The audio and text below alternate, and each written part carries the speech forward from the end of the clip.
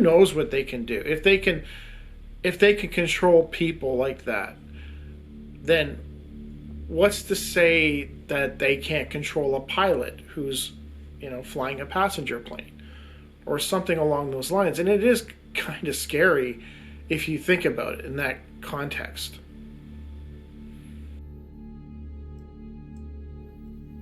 It was August 27, 1979, Thief River Falls, Minnesota, 10 p.m. The witness, then 13, had grown tired of his mother and father arguing and stepped outside to get some fresh air. He was quite upset at his father for screaming at his mother and needed a few minutes to calm down and maybe try to find the family pet that had scurried off earlier. I opened the door and saw something on my left and turned to see this white triangle suspended in the air about 5 feet or so to my left. It was about 3 feet tall and hovered about a foot off the ground near the last porch step, just a few feet away from me. The witness described that the object was so white that it lit up the field behind it. The top of it pulsated brighter than the rest. Each corner was bright, and there were like blue veins of light running through it. It was a distinct triangle, pulsating with light hovering at the bottom of the porch. He became frightened in its presence. It didn't communicate with words, but I felt terrified. It might be my own fear, but I felt as if it didn't really have good intentions toward me, but also as if it wouldn't hurt me at the same time. Kind of like it was attracted to the fighting going on inside the trailer, like it was drawn to it. The witness admitted he didn't feel threatened by it, though he did feel a number of emotions that he had trouble describing. I did feel an overwhelming sense of guilt, like I wasn't worthy of seeing it or shouldn't have seen it. All of these at the same time, all jumbled together as I just stared at it for a couple of minutes, just a few feet away. And then I remember watching my hand close the door, feeling like a robot and knowing it was controlling me as I closed the door and returned to the couch. Upon sitting down on the couch, he suddenly came to his senses and began screaming about the triangle outside. The witness's father and sister immediately rushed to the door and looked out, and to nobody's surprise, nothing was there. I am 48 years old now, and I only recently have been able to sleep without a nightlight. Sometime later, the witness learned about the Val Johnson UFO car accident incident, which had happened on the very same night about 30 miles away in Stephen, Minnesota. He is convinced that the object he saw near his home was the very same one Val encountered. I know this triangle of light is related to Val Johnson's light that attacked his cop car. I've always felt it was the same being, though I have no way of proving that, of course. It was only 30 or so miles away from where I lived, and around the exact same time. It has always bothered me, and today I was reading his story for the first time in years and saw that his windshield had been impacted by 3 points. Someone had drawn the lines to connect them, and it made a triangle. It is just plain odd. I have nothing to hide since I'm telling the truth, and people aren't as judgmental about this stuff as they used to be. Anyway, I know our two incidents are related, and after reading an excerpt where someone wrote that he made it up, I felt compelled to write my experiences as a kid all those years ago. At one point he says that this triangle, this entity, was controlling him, controlling his movements and stuff. And that does seem to be a theme through a lot of the videos that I've made, where people will describe how these beings seem capable of controlling them, turning them on and off like they were robots. I thought that was interesting, and it wasn't until he was back inside the house that he regained control of his person.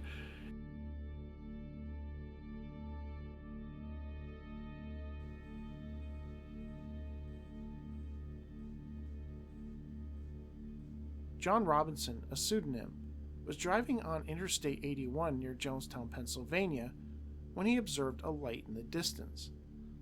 Assuming it was a pedestrian or a possible accident, he immediately began slowing down.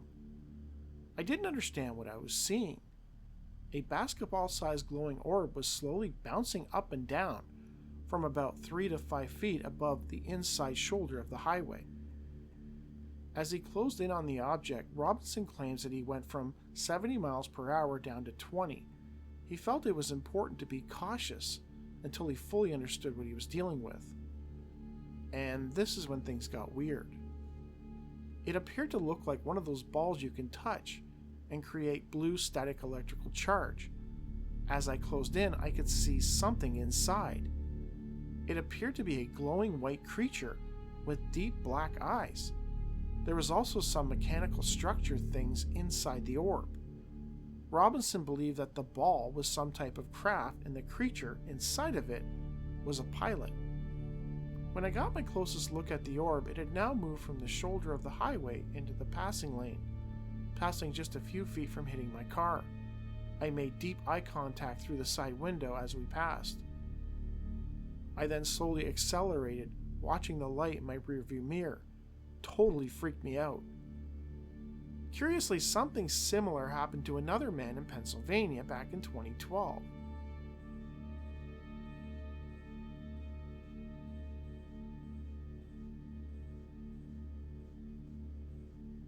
It was July 23, 2012, Layton, Pennsylvania.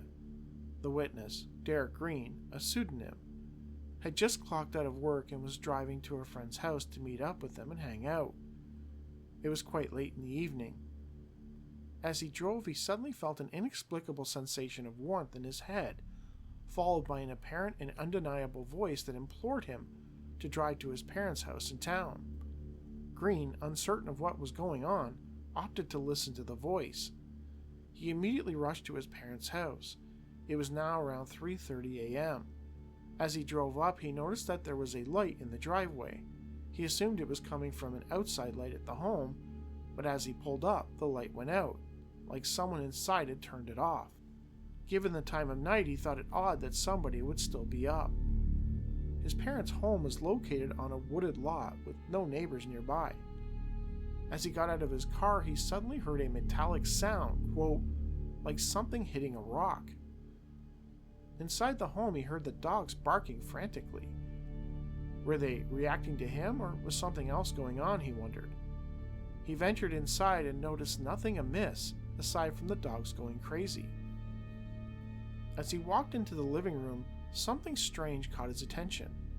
Something was at the window. He walked over and peered out and was shocked to see, quote, 2 red orbs. And if that wasn't strange enough, inside those orbs were, quote, creatures.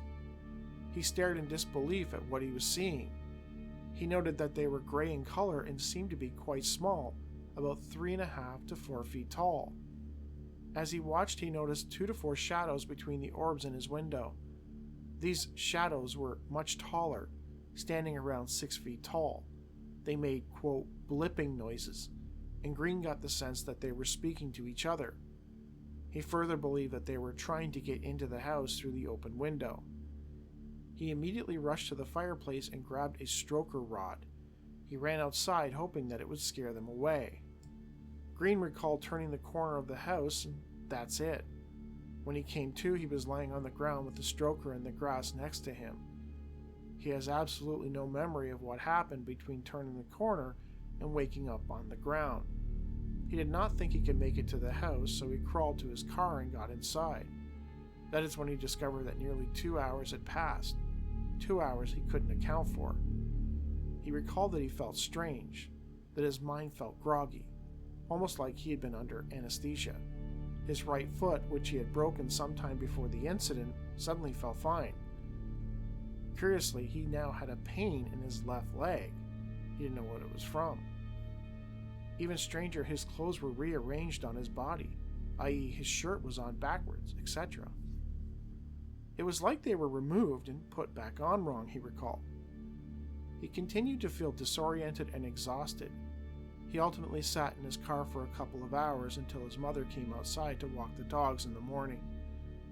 She wondered what he was doing there and why he hadn't come inside.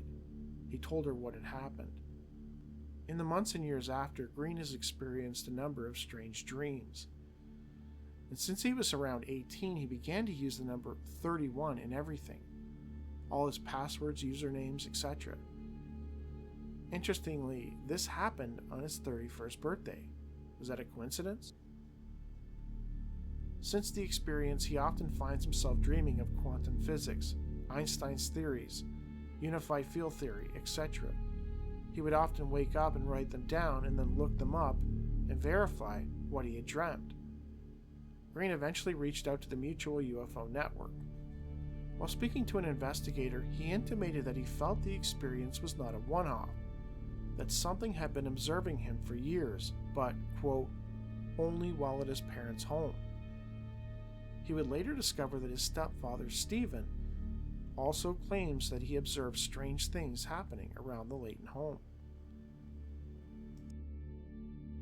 A long time ago, when I first started this channel, one of the first videos I made was about the Brown Mountain Lights and strange activity that was recorded in the Brown Mountain area.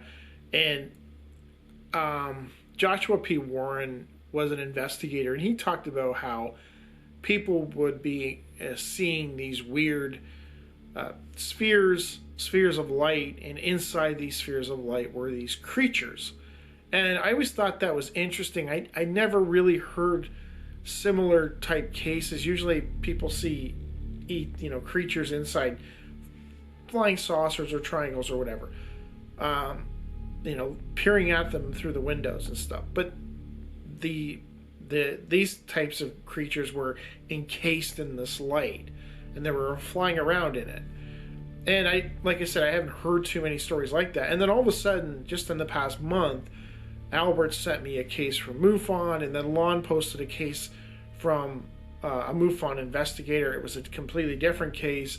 And I just thought it was interesting because in both cases, the witnesses described seeing these spheres of light, and inside these spheres of light were these creatures, and like piloting them or whatever.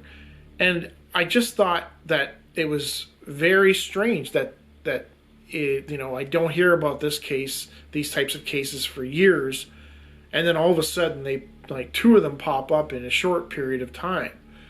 And they both happened in Pennsylvania. So I thought that was interesting.